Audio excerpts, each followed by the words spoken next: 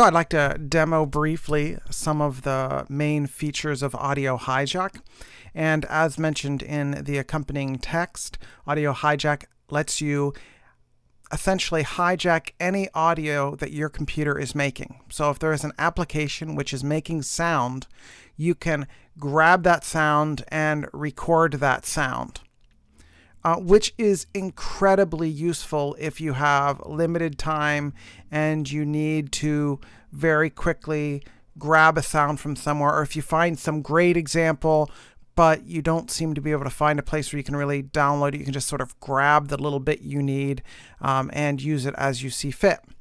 So what I'm going to do here first is I'm going to hijack an application, which means I'm going to set it up to steal any audio coming out of that application. Now, if I go down here to this little plus sign, I can essentially select a new audio source, and the minus sign will allow me to delete an audio source. So I can essentially grab any sound coming out of any application. For now, I'm going to hijack Chrome. So let's hijack Chrome. So anytime sound is made by Chrome, it's going to be hijacked. Now you can schedule this. So if you have a specific time you want the timer to go off, maybe if you have a live event that's happening and you can't be there, but you want Audio Hijack to start recording, that can be set up here. Here I can set, for instance, what type of format I want. So I usually like a little higher level of audio quality, so I'm going to turn it up to 192. And I can save my files. I'm going to save my file to the desktop because I think they're a little easier to find. And I can set the name. So let's do demo. When the recording's finished, I can say send it to my iPad, send it to iTunes or whatever, or I can just save it. And for this example, I'm going to turn on Silence Monitor, and I'm going to tell it to start a new file.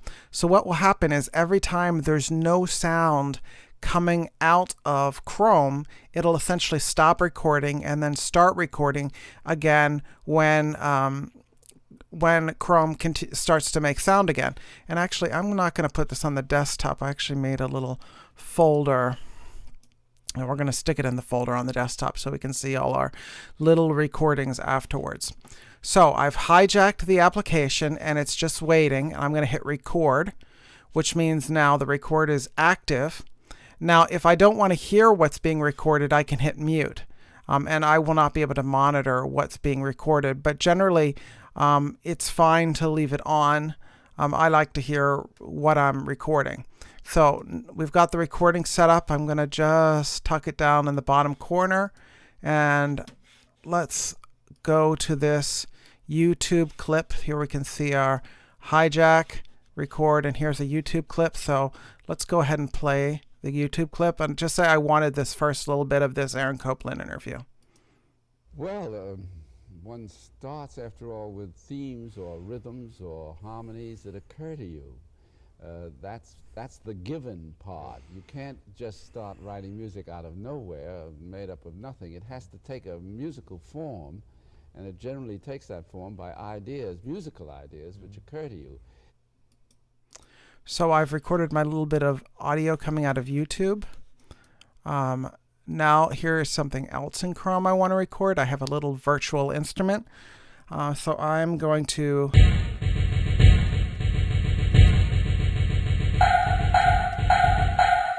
Okay, I've recorded my audio coming out of my virtual instrument.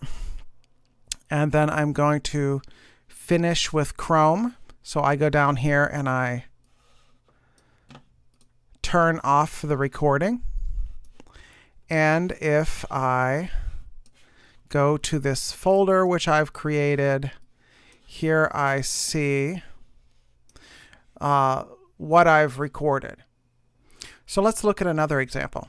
I often like to use Audio Hijack to record from Finale because it lets me skip the whole process of converting the audio file that comes out of Finale. And in addition, let's go ahead as before and turn on the silence monitor for Finale. because often in Finale, in addition to just wanting to get the entire audio file, I might want to, say for theory class, create a series of, here I see chords, but I do not necessarily want to have to go into an audio program afterwards and cut all of those chords. So with the silence monitor on, telling it to essentially start a new file every time there is a silence, that is super helpful. So let's go to start this audio playing.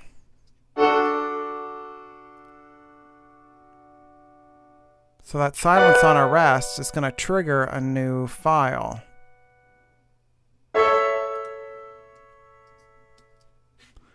And if we go to the audio hijack folder, we see multiple Finale documents.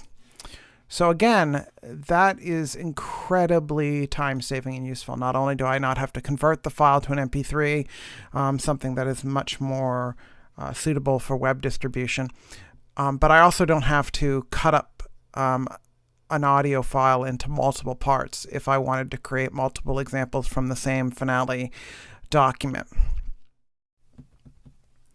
I'd like to demo one more function of Audio Hijack. It's a little bit more for advanced users in that it's a little finicky. You have to play with it a little bit, but it's incredibly useful if you can get it working correctly. So here I've hijacked not an application, but my microphone. Now lots of programs will record what's coming in on your microphone, so there's nothing new there.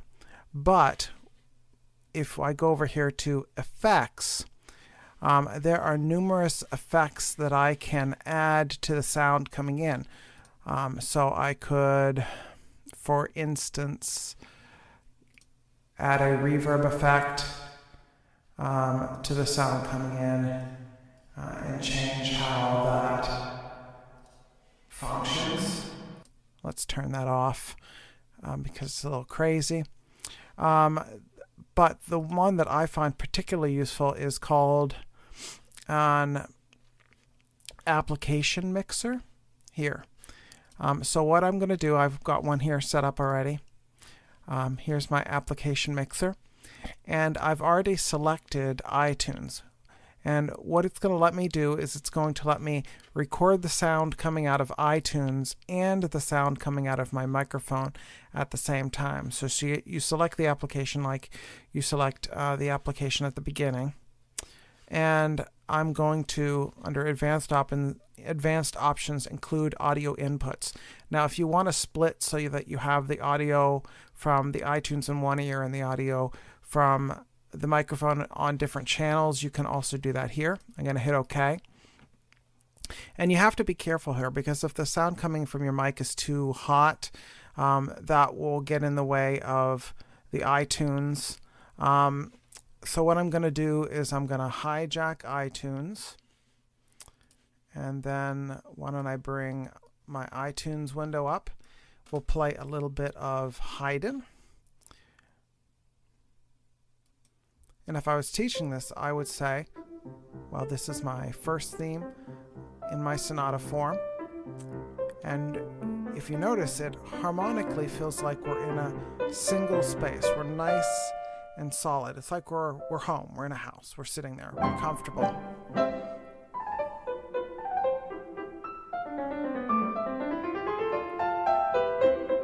Oh, wait. Now we're traveling. Where are we going? Harmonies are shifting and shifting. We're going somewhere different. This is our transition. This is traveling music. So what I'm doing here is essentially adding commentary over top of a recording. So that is extremely useful. It's all in one place. Another useful thing is the application that I could be recording could be Skype. So I could record the audio coming in the microphone and the audio coming from Skype. So if I'm talking to someone, maybe interviewing someone online, the students could hear what I'm saying, but they could also hear what the person you're interviewing is saying. Or if you have a particularly troublesome student and you're doing a web conference, you could record both sides of the conversation, which you probably ought to warn them about and get their permission for, because I'm not strictly sure that that's a legal thing to do without people knowing. But it is a possibility.